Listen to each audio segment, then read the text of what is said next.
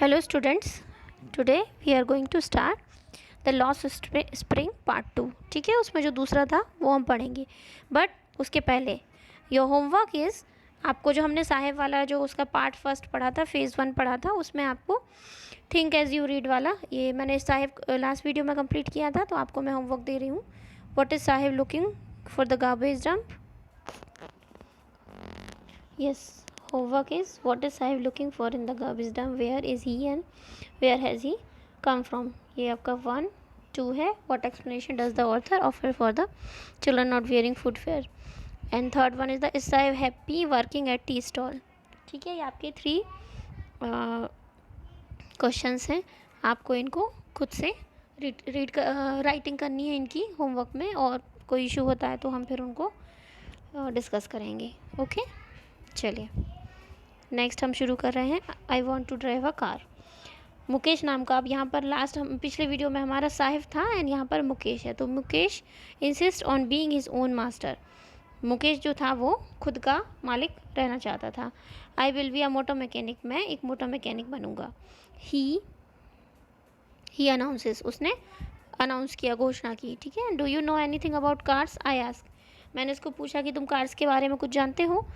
तो I will learn to drive a car, मैं car चलाना सीख लूँगा. ही आंसर्स, उसने आंसर किया, वो आंसर करता है. Looking straight into my eyes, eyes में सीधा देख के, मतलब कॉन्फिडेंस के साथ, है ना. His dream looms like a mirage amidst the dust of, sorry this is amidst. ठीक है. So his dream looms like a mirage amidst the dust of streets that fill his town Firozabad. मतलब वो फिरोज़ाबाद से है तो उसका सपना ऐसा लगता है एक मिराज की तरह. Okay, what is mirage? Mirage is a scientific phenomena है कि जिसमें कि जो लोग वहाँ पर डेजर्ट्स में जाते हैं, रेगिस्तान में, तो जब वहाँ पर वो प्यास के कारण परेशान होते हैं ना गर्मियों में, तो वहाँ तो हमेशा ही गर्मी होती है ना, तो जब दूर से रेत जो चमकती हुई दिखती है तो इट लुक लाइक वाटर, है ना, जैसे वहाँ पे कोई पॉन्ड हो, तो उनको ऐसे भ्रम होता है कि वहाँ पर पानी है. So this is called mirage, मतलब उनको भ्रम होना. ठीक है. So mirage is a phenomena, मतलब कि जो चीज़ नहीं है वो हमें ऐसा लगता है कि अब हमारे पास है, हमको मिल ही जाएगी, अज्यूम करना काइंड ऑफ, है ना, उस तरीके से. तो इसके लिए भी वो एक सपने जैसा है, मतलब पूरा ना होने वाला सपना, उस टाइप का कुछ है. तो उसकी फिरोज़ाबाद की गलियों में, धूल से भरी हुई गलियों में, एक पूरा मिराज के जैसा उसका सपना दिखता है. ठीक है. Firozabad famous for its bangles, Firozabad अपने चूड़ियों के लिए फेमस है. Every other family in Firozabad is engage in making bangles. Firozabad में लगभग सभी फैमिलीज बेंगल्स ही बनाने में लगे रहते हैं, क्योंकि सारा बिजनेस वो है, तो सब लोग वही काम करते हैं. It is the centre of India's glass blowing industry. India की जो ग्लास का वर्क होने वाली इंडस्ट्री है ना, उसका ये सेंटर है. Where families have spend generations working around furnaces, मतलब भट्टियों के आगे. फैमिलीज़ की जनरेशन टू जनरेशन ने, मतलब दादा भी काम करते थे, पापा भी करते थे, बच्चे भी कर रहे हैं, उनके बच्चे भी कर रहे हैं ना, तो जनरेशन ऐसे उनकी गुजर जाती हैं भट्टियों के सामने ग्लासेस की वेल्डिंग करते हुए, making bangles for all the women in the land. It seems, ऐसा लगता है जैसे कि पूरी दुनिया भर की वुमेन के लिए वो लोग ही बेंगल्स बनाते हैं. ओके. तो अभी हमने जो क्वेश्चंस थिंक यू रीड में देखे थे वो क्वेश्चंस यहाँ पर हैं. ये 3 आपका होमवर्क है. इसके आगे हम कंटिन्यू करते हैं. Mukesh family is among them, Mukesh की फैमिली भी उनमें से ही है. One of them know that it is illegal for children like him to work in the glass furnaces with high temperature in dingy cells without air and light. That is law in if enforced. Okay, वो लंबा हो जाएगा sentence, पहले इसको हम यहाँ कर लेते हैं. None of them know that it is illegal for children like him to work in the glass furnace with high. तो उनमें से किसी को भी ये नहीं पता है कि बच्चों को, मुकेश जैसे बच्चों को उतने वहाँ पर भट्टियों की, कांच की भट्टियों के सामने इतने हाई टेम्परेचर पर काम करवाना इलीगल है. उनको किसी को पता ही नहीं है. ठीक है. In dingy cells without air and water, वैसी सेल्स में रहना जहाँ पे कि हवा बहुत कम आती है, एयर एंड लाइट बहुत कम है, मतलब ऐसे जैसे दम घुटने वाली टाइप की प्लेसेस पर. ठीक है. That is law if enforced, ये लॉ है और मतलब कानून है, और अगर ऐसे, तो अगर इफ़ इन्फोर्स्ड मतलब अगर वापस वो लॉ, अगर वो लॉ यहाँ पर लागू होता है, then could get him all those 20,000 children out of the hot furnaces where they slog their daylight hours. तो उसके जैसे लगभग 20,000 बच्चे जो हैं उन भट्टियों से आज़ाद हो जाएंगे, जो कि अपने दिन का लगभग सारा समय उन भट्टियों के सामने बिता रहे हैं। Often losing the brightness of their eyes, और अक्सर वो वहाँ काम करते करते अपनी आँखों की रोशनी भी खो देते हैं, मतलब वो लोग ब्लाइंड भी हो जाते हैं। Mukesh's eye beam as he volunteers to take me home, Mukesh की आंखों में चमक आ जाती है जबकि वो मुझे घर ले जाने की बात कहता है। Which he proudly says is being rebuild, और वो बड़े प्राउड के साथ में कहता है कि मेरा घर अभी फिर से नया बना है। We walk down stinking lanes choked with garbages, तो हम वो छोटी छोटी सकरी गलियों से निकलते हैं जो कि कचरे से चोक हो चुकी हैं, जाम है, ठीक है। Past homes that remains hovels with crumbling walls, वो भी doors no windows crowded with, यहाँ तक करते हैं पहले। तो वहाँ उन घरों के पास से गुजरते हैं जहाँ जो कि टूटे फूटे हैं, दीवारें जो हैं वो मतलब जैसे उनके जो एक पेंट रहता है ना वो सब निकल रहा है, मिट्टी है तो वो निकल के बाहर आ रही है।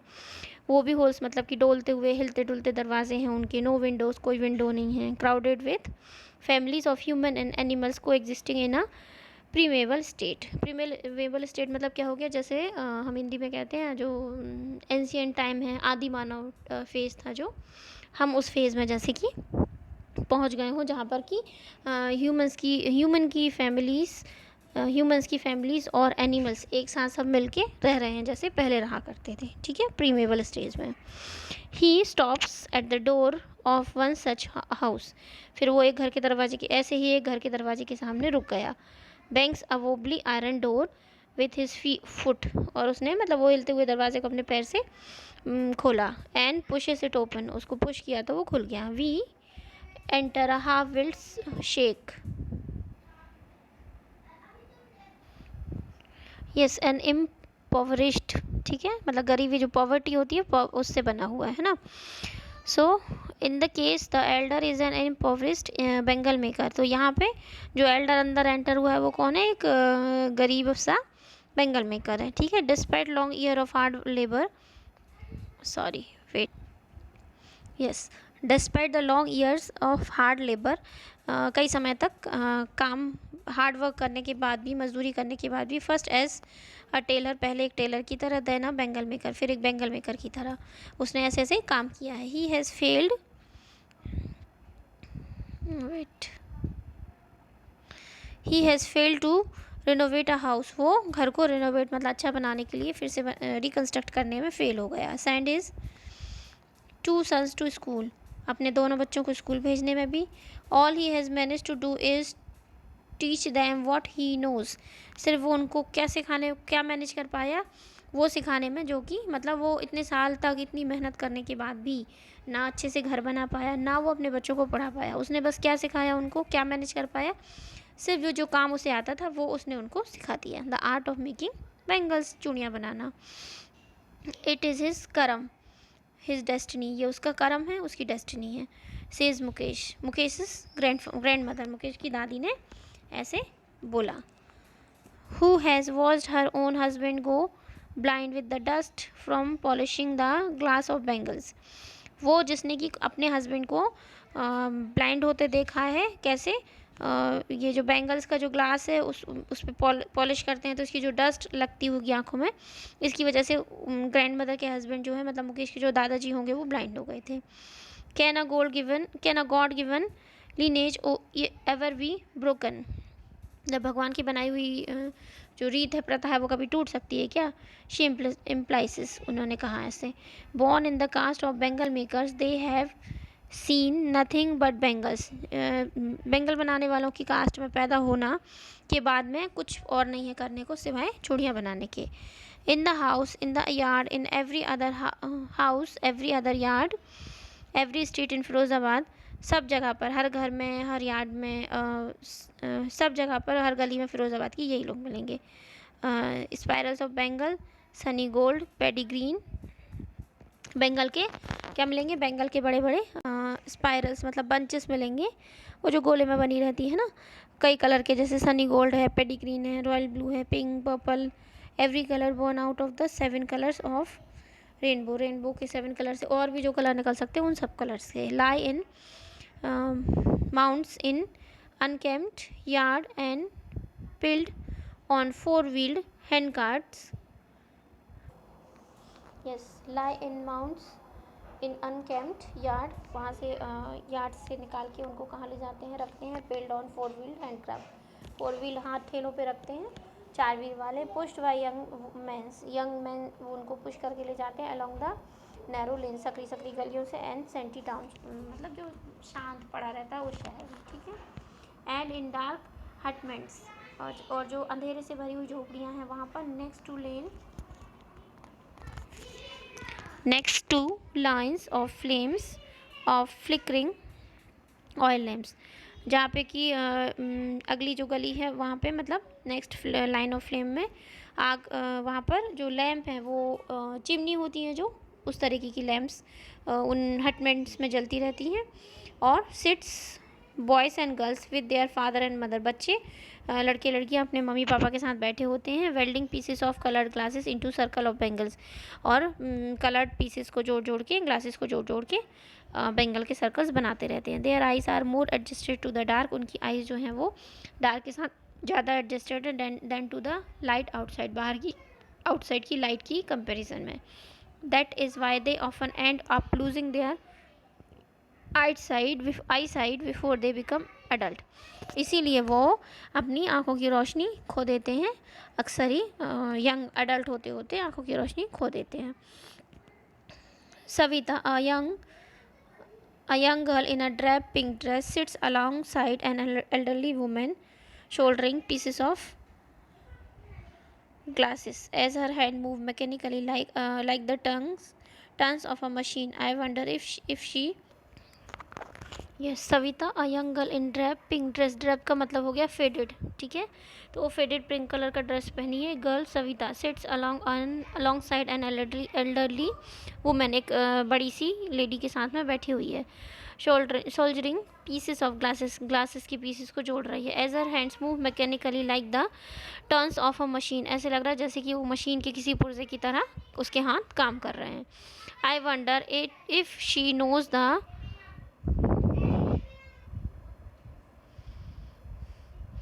हर एक वेट कुछ मिस हो गया। यस, तो यहाँ पर था I wonder if she knows, मैं सोच रही हूँ कि अगर वो जानती the sanctity of bangles she helps make, की इन चूड़ियों की पवित्रता जो वो बनाने में हेल्प कर रही है। It symbolises an Indian women सुहाग, ये एक इंडियन वुमेन का के सुहाग का सिम्बोलाइज करती हैं चूड़ियाँ, है ना। ऑस्पिशियसनेस इन मैरिज में शुभ मानी जाती हैं। It will dawn on her suddenly one day, उसको ये एक दिन पता चलेगा। Van her head is draped with a red well, जब उसके सर पर लाल कलर का घूंघट डाला जाएगा, चुनरी उड़ाई जाएगी मतलब। Her hands dyed red with henna, उसके हाथ मेहंदी से लाल किए जाएंगे। And red bangles rolled into her wrists, उसकी कलाइयों में लाल चूड़ियाँ डाली जाएंगी।